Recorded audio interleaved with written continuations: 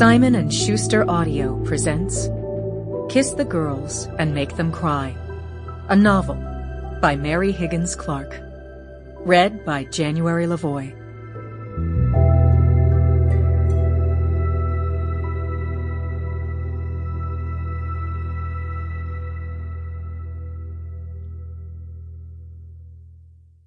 In loving memory of John Conheeney, my spouse extraordinaire.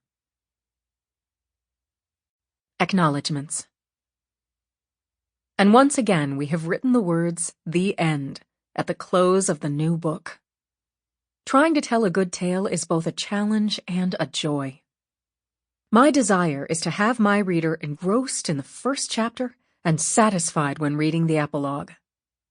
Now to thank the indispensable people who have made this possible. Michael Korda, my editor for over 40 years, who has continued to be my guiding light. Thank you again, Michael.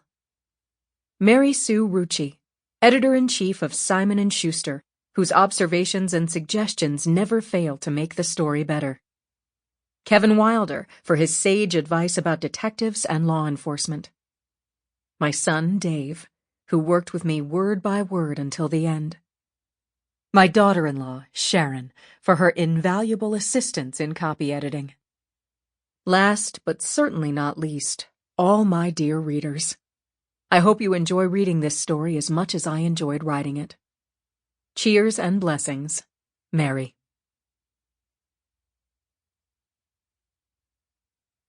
Prologue, October 12th.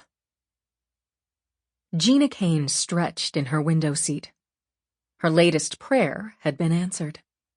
The door of the jumbo jet was closing, and the flight attendants were preparing for takeoff.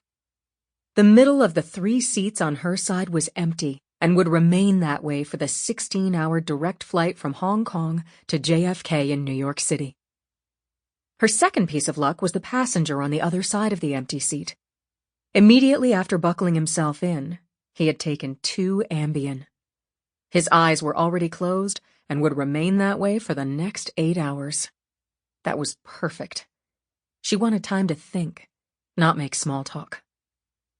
It was a trip her parents had spent over a year planning, and they were so excited when they called her to say they had sent in the deposit and were committed to going.